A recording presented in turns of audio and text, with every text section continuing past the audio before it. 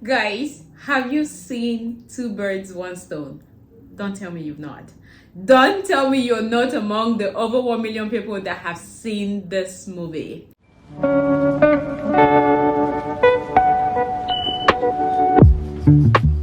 My name is Angel. I'm a makeup artist for TV, film, and personal glam. And guess what?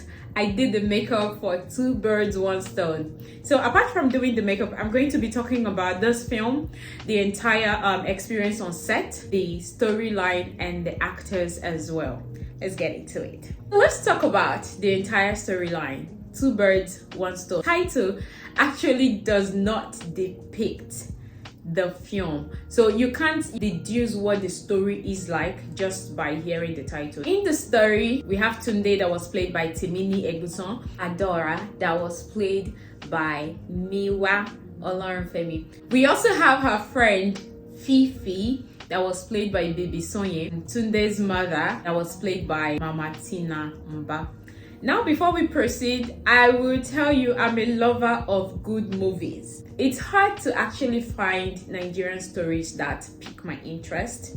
I'm Nigerian. It's almost like some of them do this copy and paste, just change the character and the cast and film, and that's it. And the storyline is almost predictable, which is part of the reasons I avoid it. I stay in my K-drama.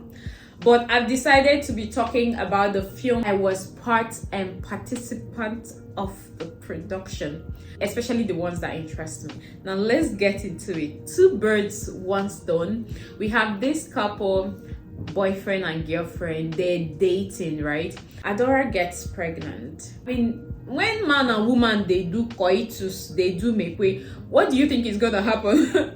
Babies are gonna come. That's the consequences of your action, correct? So now Adora gets pregnant and Tunde goes, "Oh, I'm not ready. Let me." What do you mean you're not ready? You're not ready. You should have used condom. You should have pulled out. You should have. There are 1,001 things you could have done if you were not ready. You're not about to spill and splash, and then when the result comes out, you say you're not ready. Okay, you're not ready. So what do you want the girl to do? Tunde said, abort. Huh? Adora goes, "This is not the first time. This is not the second time. This is not the third time." Hey! I am so sorry, but what do you mean? Ladies, you go abort for man the first time. You abort the second time. You know, run. You see they there. The third time. Fourth time, kilo shele. You know, go tie your womb, but tell the man, may you go do vasectomy. And he goes, "Oh, this is gonna be the last time. I promise. The next time, if it happens, I'm gonna be a good dad. I'm going to be ready. Yada yada. They shoot by the mama fly." And Adora said, "This is the second to the last time, because the last time you said it was the last time. Apparently, now that it happened again, it was not the last." Adora goes with her friend, obviously upset, because what do you mean I'm pregnant? You're asking me to abort it again. She goes with her friend and they do the whole abortion. She came back home, sadly they had complications, or so they said. She had complications and it affected her womb, and right now she can't have kids again. Now Tunde is remorseful, he's sad, he's yada yada. "Oh, I'm so sorry, I promise I'll make it up to you, I'm gonna marry you." Then next thing, pew pew pew, he proposed. Why didn't you do all of that before now? When she was pregnant, why didn't you propose? Next thing, they got married. Next thing, they made their loves, their promises, yada yada yada, kunka siobi. And then in the marriage, he even bought her a car and all of that. Now Adora start to the show. You think it's going to end there? Nope. Adora started staying out late, hanging out with Fifi. Meanwhile, Fifi is a wild cat. Fifi is a fulefu. Fifi is that child every parent is gonna tell you, do not associate yourself with. Fifi is that child that your mom will tell you, "Oh, she's going to mislead you. Do not be friends with this kind of person." That is Fifi. Fifi smokes, Fifi parties, Fifi does hook up.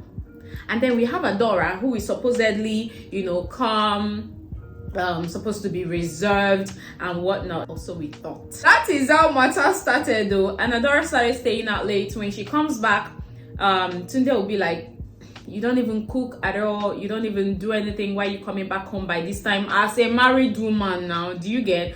Then the next thing Adora goes up, what do you mean? I'm trying to forget my sorrow. You remember, it's because of you I can't have children right now. So at least the least I can do is have fun, live my life, drink, and not think about it. Okay. So she started the whole guilt tripping thing, the whole manipulation thing, and Tunde was getting frustrated at this point. And her friend Fifi now said, my sister, it be like say you don't overdo this thing, no. Apparently, it was a lie. What was a lie? Come, let me gist you, my sister. That's why I'm here. Apparently, she didn't do no fucking abortion. And it's not even just she did not do the abortion. It's that her womb did not damage anything. Wow. So my sister, why were you doing too much? Let's move on to the story. They go on, and in the process of Tunde feeling frustrated, bam, there is a new neighbor. A new neighbor that has a teenage daughter. And Tunde had an encounter with the child where he misspoke and stuff like that. Maybe yelled and went off on the girl, and the girl went to report to her mom, and the mom came, you know, apart from introducing herself as a neighbor, she came to one today. She's a child, yada yada yada, don't talk to her like that, you know, they should beg the mama fly. Tunde feeling guilty, he bought stuff, he came to apologize to the girl. The girl was not like, oh, I can't take it, I have to take permission from my mom. Okay, they raised you right. Next, she took Tunde to the mom, and the mom was like, Tunde apologized, and the mom was like, okay, hey, Angel, you can take it. First of all, the person that played Angel is Diana Igua, a very smart, brilliant girl. Now they took it, and next thing they offered him dinner. Okay, you know, girls, you know, shop before you go ask. Okay, let's pretend that he was decent. He declined at first, and then the next thing they were not pressure. Oh no, you know, you bought something. This is our own way of saying thank you to. Oga stayed and ate, and guess what? That same night, the wife had made his favorite, and I guess also wanted to apologize and come clean. Now, so Oga no come out. Meanwhile, wife saw him walking into that neighbor's house. Now there while I start. So he didn't come home early. He stayed there, overstayed his welcome, obviously. And by the time he got back, the wife was already angry. She trashed the food and all that. Now she was still, you know, trying to pretend and be nice. They had, you know, you know, they did things as husband and wife inside the bedroom that night. And it was good because the next morning Tunde felt rejuvenated, they were happy and whatnot. And that morning when she came to walk him out, you know, to the car for him to start going to the office, now so mama and pikin wrong come meet him. And Tunde, good morning. Mommy said that she didn't disturb you, but the thing is, yeah, I'm going to be late to school if I don't disturb you. My driver did not come. The wife was standing there. That pikin no greet the wife. The mother too did not greet the wife. They shall talk the talk until they agreed that Oga Tunde was going to drop them since he was along the way. That was after they've concluded. That's when they remember that somebody's wife was still there. Then they say, good morning, ma, good morning. And a person like me, I not answered that greeting first of all. Anyways, the woman goes, took you long enough. And then the silence. She got angry, she walked away. Tunde went to the office thinking about his life. Did I mess up? Did I do the right thing? Meanwhile, mama and pikin, they were positioning, sending voice notes to a married man saying thank you. Now so they start harmless gesture. She started, Tunde was giving in, was smiling, kiki kakaka like a goat. Wife invited the mother for dinner, the mother-in-law for dinner. And that's how in the process the mom was already asking, when are you people burning pikin? It's not like the mother-in-law was even a troublesome person. She's rich, she's comfortable. I mean, it's been over 1 year they got married, so it's sort of expected, right? And it's not like they were living apart, they were in the same apartment. It's expected. What next after marriage, Abby? And the wife uses that opportunity to throw in that, oh, I actually got a contract in Abuja that I'll be going for. And then the husband is hearing that for the first time. Of course he's mad. mad. And after dinner, after mother-in-law don't go, now the husband confront the wife. What do you mean you're going to Abuja? You didn't tell me prior to this. You just threw it on the dining table. Does that even make any sense? And she goes, I use that as a defense for the baby talk. Or what do you want me to say to tell mommy that we can't have children because I aborted your kids? It didn't just be like, when hook, when they try fish, you hook when you hook the fish for throat and he can't escape from it. And Tunde didn't have a choice but to apologize. I mean, there was crazy manipulation there. Don't get me wrong. She overdid it.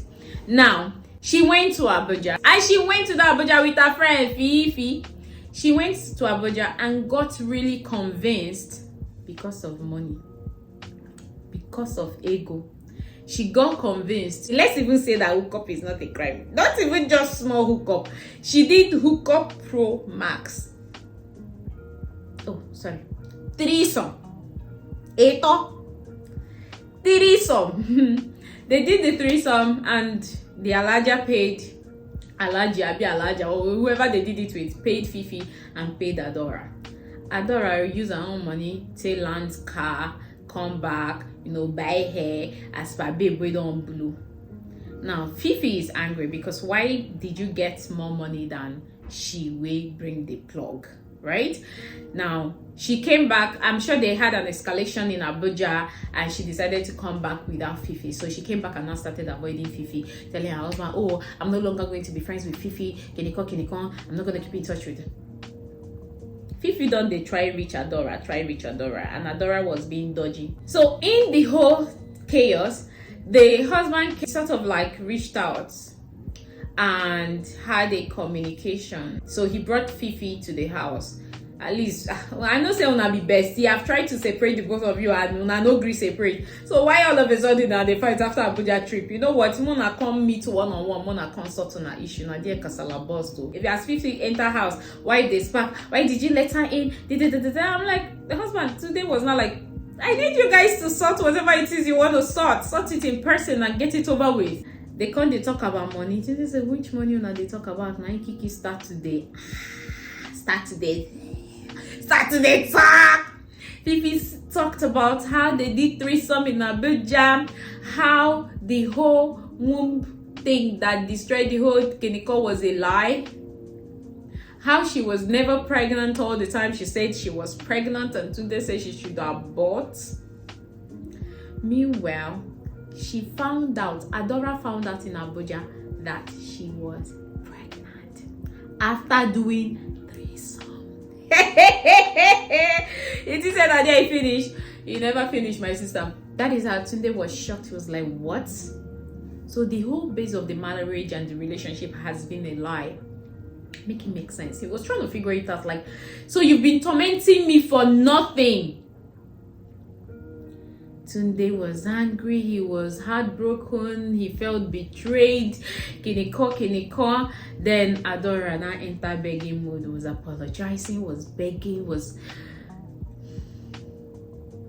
Remember, say Mama and Pikin will be neighbor. They don't they position and line themselves already. Now, Tunde asked Adora to leave his house. The sister, Adora's sister, came around to come and explain why. So apparently their family women enters early menopause. So once they hit 30, there's higher chances that they will not be able to get pregnant anymore. But what even makes this thing crazy? You finally got the ring. You finally got the marriage. Why you no kukuma calm down? Abi, let's say you walked your way, you did your manipulation, you claim, because the truth is, if she was even pregnant, Tunde would have said she should abort the baby during the time they were dating, Abi. Now, let's say all of that was in the past. Now that you finally got the ring, why you no calm down? Anyways, bottom matter, Tunde say, they do again, no, say me she carry her kanya, they go. She revealed that she was pregnant. Tunde was not like, how we go do and be say, you go born that pikin. If you born the pikin finish, I go carry my pikin. May you they go. I know they marry again. Hell! Adora saw her entire. She even said, I'm gonna sell the car. I'm gonna throw the money away. But what I want medicine after death. And another thing, I feel like because Tunde was already liking that neighbor, it was hard for him to forgive, right? Because if it was just the two of them and there was no third party, it would have been easier for him. Before we go on, know that Tunde, in the course of his migrimo wakana.com type of waka that he was doing, he had shared a kiss with the neighbor while Adora was away on her Abuja trip. And when Adora came back, he confessed, he felt remorse, he apologized. I feel like that would have been a perfect time for Adora to also like come clean, right? Even though her own was extreme. Na kiss, Tunde kiss, she, na eho, tiri so eho, madi sana buime bankaba. Anyways, Tunde was livid, he was angry, he wasn't having it, he was done with the whole marriage and the relationship, and he wanted out. He wanted out. He said he couldn't look at her the same way, knowing that the entire basis of their relationship was built on lies and all of that. Dora apologized, begged, did all she could, and it didn't work. So she doesn't have a choice but to leave. Even though the sister also begged, their excuse might make sense. She's turning 30, the whole early menopause for her family, but the truth is she overdid it. Anyways, the movie ended with neighbor coming to be shoulder to lean on. Shoulder to lean on. Ndo shidi and ndo shimpa. Go and watch that film and let me know, because I feel like I'm angry with the neighbor and the neighbor's child. You know he's a married man. Why did you keep pushing? Why were you developing feelings when the wife was still in the equation? Why were you poking in? Why you and your pikin on no get boundaries? Now let's even come to Adora. Adora, what was the color of your problem? It's not only that your family has that whole menopausal issue, it was also that you, they were following you from your village. They had to be following you from your village. Let's say you did what you did and you got into the marriage, since marriage was your priority, right? Shebi, as you enter, you go farabale, you go calm down, may you enjoy your marriage. But no, really lama. Anyways, that is that. What do you think about the entire story? Do you think Tunde, go and watch the movie and then come and tell me? But if you've seen the movie, what do you think Tunde was supposed to do? Forgive? Or what do you think? Who is at fault in this whole situation? Because I don't even know who to blame. First of all, Tunde was asking her to abort. Then, second of all, she played the game. It's like when you know his game, you try to play the game. She played the game, but where she now fucked up in the entire thing was the whole threesome and the whole waka. Bam. Now, let us go into the behind the scene of the movie. This movie, Two Birds and One Stone, was shot between 24th to 28th of September. For the behind the scenes, first of all, I was the makeup artist and hairstylist for the set. It was my first time working with Baby Soye. It was my first time working with Miwa Olorunfemi. It wasn't my first time working with Temeni. I had worked with him on a project that I did with Audrey Harrison. And it wasn't also my first time working with Mama Tina. So it's for those that I had worked with before, it flowed. And then I had to gain the trust of the other two that I had not worked with, which was Miwa and then Baby Soye. And what is important is your actors knowing that you know your onion as a makeup artist, right? Baby allowed me to do my thing. I had an image. I always, like when I read a story, I ask for who is acting it, and then I try to picture the kind of looks that would go. So for Bibi, I did really strong and loud makeup. I'm talking about orange. You know, she's very light skinned. And yeah, I found out she's my sister. Like, we're literally from the same state. So we connected. It was easy. I did her makeup. I focused more on the eyes. I focused so much on the eyes, like heavy makeup, like smoky eyes. We did bright orange with, you know, a touch of white graphic liner to make the eyes pop. For Adora, which was played by Miwa Olorunfemi, I toned it down. I gave her this innocent girl look, like no drama, just pure innocent girl that you believe is a very good girl. So it makes you wonder, why is this not, I wouldn't say naive, right? But you would say, why is this sweet, homely girl hanging out with a character like Fifi that is wild, that is crazy, that is loud, that wears all the revealing things, that dresses however she wants and all of that? So it's almost like two parallel lines that were not supposed to meet, but somehow both of them met and they were friends. That was the characterization for that. And then for Martina, which was Tunde's mother in the character, of course, we kept her motherly, kept her looking youthful, you know, did a bit of glam, but not shouty, because she's not a 20-something-year-old. So you have to be mindful of the kind of makeup you do for people like her and characters like the one that she played. But the entire experience on set, it was amazing. The first location, my God, it was hot. It was hot. Like, all my fans exhausted on day one, and I was coming from another set straight into their own set. But one thing that was not allowed was slacking. If there is anything I'm very particular about, is the fact that I don't want any error or any issues coming from my department. I work with a team managed by the director, Jide, and I know how very particular he is about every little detail. When I say detail, I mean every little. Director J-Blaze can see one dot under the eyes and call you to come and fix it. So having worked with him for years, I knew I'm not allowed to fuck up. I'm not allowed to mess it up. Did have that hotness on set, which it was just for few scenes because we had to use that house, and it wasn't the production's fault, it was the apartment people. The welfare for the first few days was actually not good, but they fixed that. They had to change the welfare person and it got better. Sometimes the production doesn't always start great, you know, because of some unforeseen circumstances, which is understandable, but the entire experience, the actors, they were on their A games, they were lovely, they were respectful. For example, Miwa, I had a look in mind for her, and luckily it was also something that she was 100% in sync with. So we connected. She did not stress me. Baby Sonia was sweet. She didn't stress me. Mama Tina, she already knows I love her, so she didn't stress. Nobody stressed. Everybody. It was like we all came, like the director J-Blaze would say. He said the film is the boss.